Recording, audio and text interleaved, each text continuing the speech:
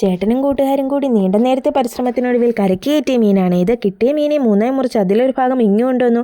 കണ്ടപാടെ രാത്രി ഇതൊന്നും നോക്കാതെ അമ്മ വെട്ടി വൃത്തിയാക്കാൻ തുടങ്ങി. അമ്മയെ മുറിക്കേണ്ട, ഞാൻ മുറിച്ചോളാന്ന് ചേട്ടനും. പിറ്റേ ദിവസം ഫ്രീസറിൽ നിന്ന് മീനെ ഇറക്കി മുറിക്കാൻ തുടങ്ങി. തൊലി ഇടേണ്ടി ചേട്ടാൻ ചോദിച്ചപ്പോൾ മുറിച്ചിട്ടിരിയാന്ന് ചേട്ടൻ. മീൻ പൊടിഞ്ഞു പോവേന്ന് ഞാനും. പൊട്ടൻ്റെ മാവിലേറ് പോലെയാണോ ചോദിച്ചാൽ അറിയില്ല. മീൻ പൊടിയാണ്ട് വൃത്തിയാക്കി തന്നു. ഇതൊക്കെ കണ്ടാത്തോന്നും ചേട്ടനും അമ്മയ്ക്കും തിന്നാനാണെന്ന്. പക്ഷേ രണ്ടാളും പുഴമീൻ രുചിച്ചു പോലും നോക്കില്ല. തിരിഞ്ഞു കടിക്കാത്ത എന്തും തിന്നുന്ന എനിക്കും മോനും വേണ്ടിയാണ് ഇവർ ഈ കഷ്ടപ്പെടുന്നത്. ആര് വൃത്തിയാക്കിയാലും നമുക്ക് തിന്നാൽ മതിയല്ലോ. വൃത്തിയാക്കിയ മീനിനെ ഒന്നുകൂടെ കഴുകി ഞാൻ ചട്ടിയിലാക്കി. മിക്സിയുടെ ജാറെടുത്ത് ഇഞ്ചി വെളുത്തുള്ളി കൊച്ചുള്ളി മസാലയെല്ലാം ഇട്ട് ഓണാക്കാൻ നോക്കിയപ്പോൾ ദാണ്ട കരണ്ടും പോയി. എന്നോടാ കളി. എല്ലാം കൂടി ഇടികല്ലിട്ട് ചതച്ചെടുത്ത് മീനിലോട്ട് തേച്ച് പിടിപ്പിച്ചു. വെളിച്ചെണ്ണ ചൂടായി വരുമ്പോൾ മീൻ ഓരോന്നായി പെറുക്കിയിട്ട് മൂപ്പിച്ചെടുത്തു. മുരിഞ്ഞ മീനെല്ലാം വേറൊരു പാത്രത്തിലോട്ട് മാറ്റി അതേ പാനിൽ ഇത്തിരി സവാളയും ഉപ്പും ഇട്ട് വഴറ്റി.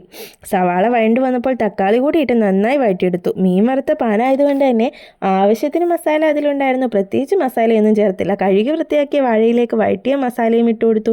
അതിൻ്റെ മുകളിൽ വറുത്ത മീനും വീണ്ടും ബാക്കി വന്ന മസാല കൂടി മീനിൻ്റെ മുകളിൽ ഇട്ട് കൊടുത്തു. ഇല പൊതിയാൻ ഞാൻ എക്സ്പേർട്ട് അല്ലാത്തതുകൊണ്ട് എക്സ്പേർട്ടായ അമ്മയെ കൊണ്ട് പൊതിയിപ്പിച്ചു. ഒരു തവ ചൂടാക്കി പൊതി അടച്ചു വെച്ച് മുരിച്ചെടുക്കാം. മുരിഞ്ഞ വാഴയിലെ പൊതി തുറക്കുമ്പോൾ കിട്ടില്ലെന്നൊരു മണം വരും. അന്തസ്. ആക്രാന്തമൂത്ത് കൈയിട്ട് കയ്യും പൊള്ളിച്ചു.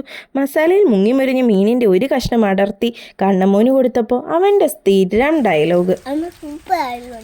ഇത് തന്നെയാണല്ലോ എനിക്കും കേൾക്കേണ്ടത്.